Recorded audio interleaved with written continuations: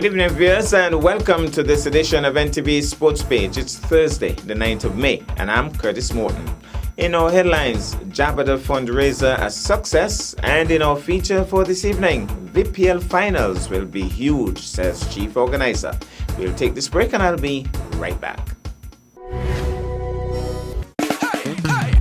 Jump up, free up, bet up, no standing up. Love, passion, pride, culture, I'm a 45, yeah. Music, folklore, pageants, and so much more. Love, passion, pride, culture, I'm a 45. Join us from July 25th to August 6th for the Caribbean's greatest summer line. It's Culturama 45. Love, passion, pride, culturama 45. Love, passion, pride, culturama 45. Love, passion, pride, culturama 45. Yeah.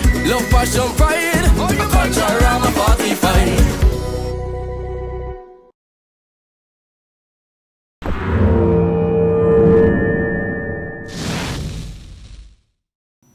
Well, I'm back and we start with cricket. Former West Indies batsman Seymour Nurse died on Monday after a long illness. Nurse, 85, played 29 test matches between 1960 and 1969.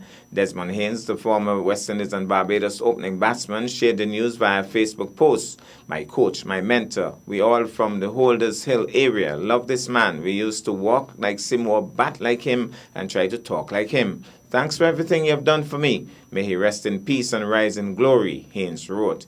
A middle-order batsman from Barbados, Nurse made his test debut against England in 1960 and scored 70 and 11. But untimely injuries in Australia in 1960 and England in 1963 did not help. It was not until 1966 West Indies tour of England that Nurse established himself in the team.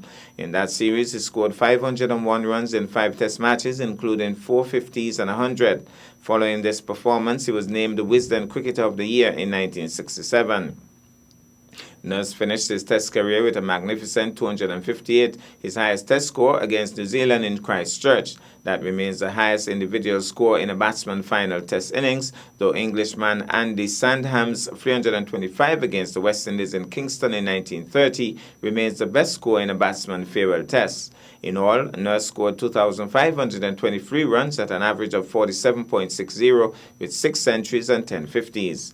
In 141 first-class matches, Nurse amassed 9,489 runs at 43.93 with the help of 2800s. An excellent close-in fielder, he took 116 catches and also played 6 list day games, scoring 246 runs, including 150. After his retirement, he served as a Barbados selector and a team manager and was also a long-standing coach at the Barbados National Sports Council. Nurse is survived by his twin daughters. On the local scene, the Calypso Cricket Club and indeed members of the Cotton Ground community teamed up on Sunday 5th May to host a fundraiser in aid of ailing former Nevis Leewards and West Indies B team player Livingston Javada Lawrence. It was a fairly packed day and the people of Nevis showed up in their numbers. The activities were diverse. There was the bouncing castle for the children, fishing games and other games, music by a popular DJ, and plenty of food and drinks on sale at a reasonable price. The main activity for the day, however, featured 2 cricket matches. In Game 1, Calypso Cricket got the better of the Highlights team, and Game 2 was interestingly poised when the umpires were forced to call off play due to bad light.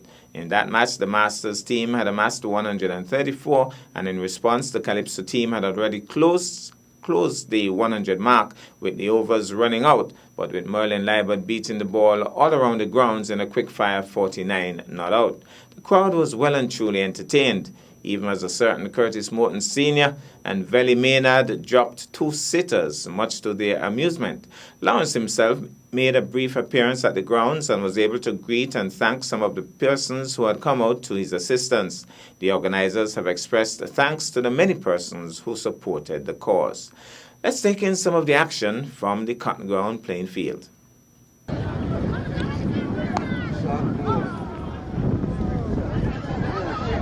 Cross for 1, negative 2. No, it's 111. Over here. 4 more.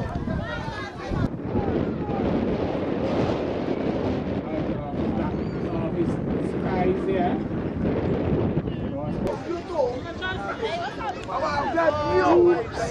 And before, these two. 1945. Here's both is driving on the onside. There's crossword one. There is probably a shift. Here comes Barry. He's away, man. Here comes Sutton again from the session end. Wolf is swatching. That's a good shot. He will get one. Cross for the second. See his final over. He's Sutton to Watley. What is over? He's over. He's gone. He's gone. He's gone. Livingston Sargent. And it's up in the air. Up in the air for the foul shot. Cross for two. The scores go up to very upish. Misjudged. That was a planned shot, seems. Alright. Here comes Jimbo again. The next set cross for 1:31. Here comes Jimbo. And Jimbo is going to win it now.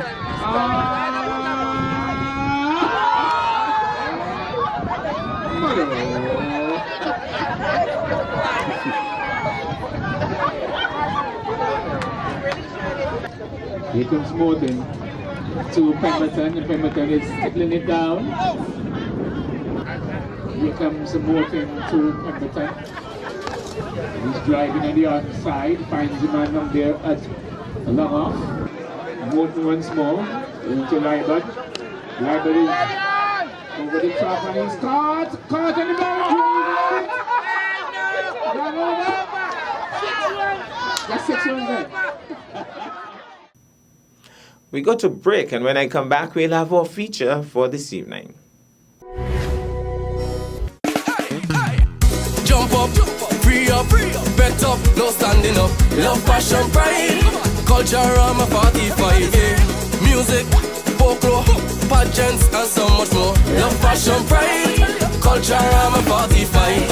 Join us from July 25th to August 6th for the Caribbean's greatest summer line. It's Culturama 45. Love, passion, pride, culture, I'm a 45. Love, passion, pride, culture, I'm a 45. Love, passion, pride, culture, I'm a 45. Yeah. Love, passion, pride, culture, I'm a 45.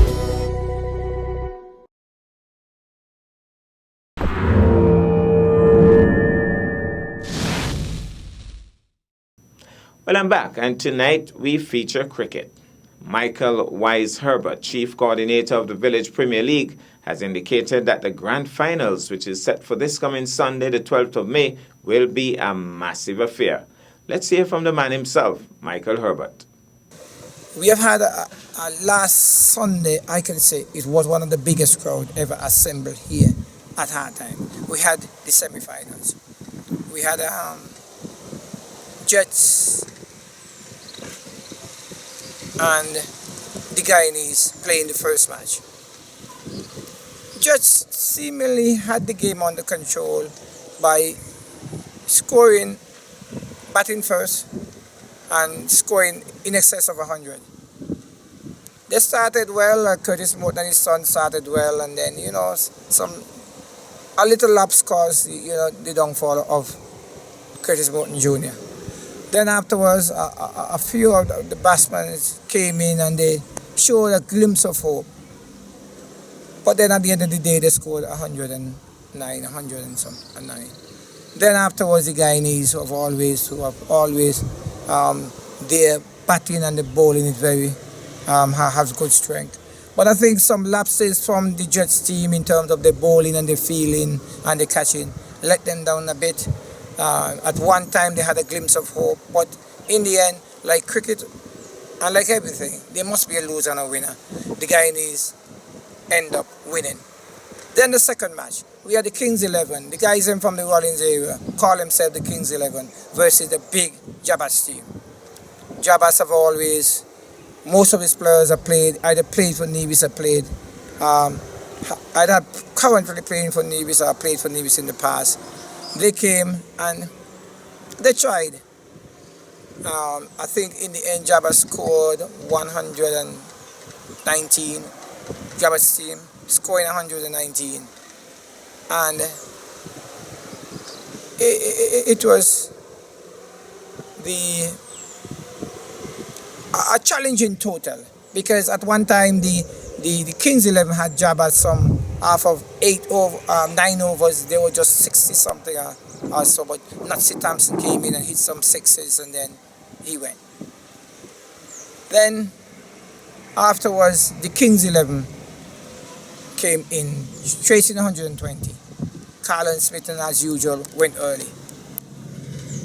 Delvin Phillip, who made, he was the man that changed the game, scoring some, I think 72 glorious runs. In the end, the Kings 11 beat Jabba's team, and so the grand finals on Sunday will be the Guyanese versus the Kings 11.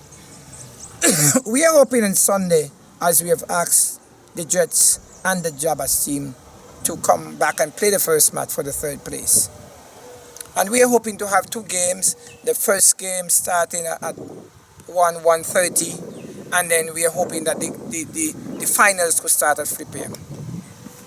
On that day, we have had the Culturama committee have decided that they're going to come on board and partner with us, and they will be giving away a lot of prizes, a lot of complimentary tickets for Culturama, you know, the big 45 Culturama coming up this year. And also we will have a guest appearance by one of our own, Delhi Ranks, who also plays for the Kings 11. He have decided that he is going to Lego a tune. With an old tune or a new tune, he is going to Lego a tune, and people must come to hear him. We'll also have some side entertainments that we are still fine-tuning. We have the usual, you take in a catch and you're getting prizes. We also have the bull gym on board, where if you're on the inside you take a catch, you'll get a month free exercise or whatever they do at the gym.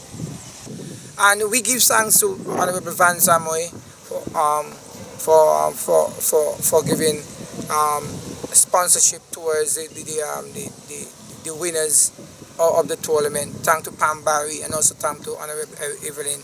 And thank all those persons who week after week come forward and support us.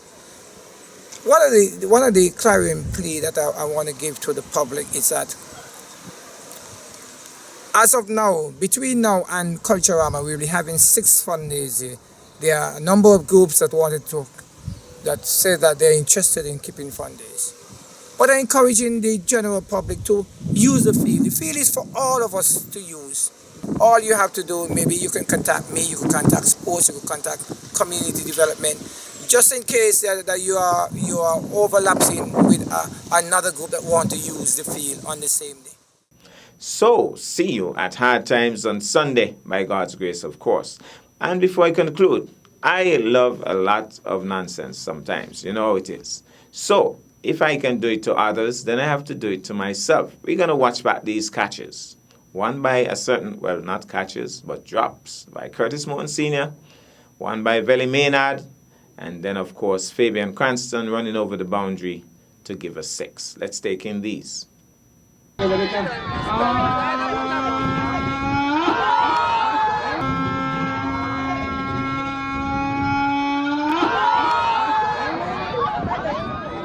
Somebody gone.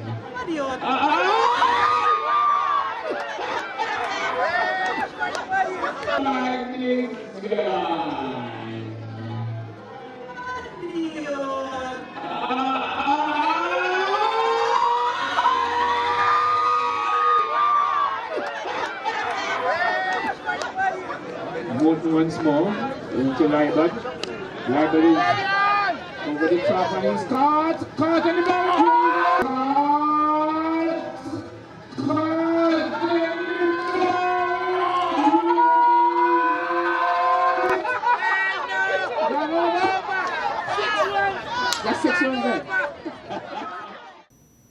That's our package for this evening. I am Curtis Morton, reminding you that you can watch sports if you're not fit. But to play sports requires fitness, diligence, and sacrifice. Have a good night.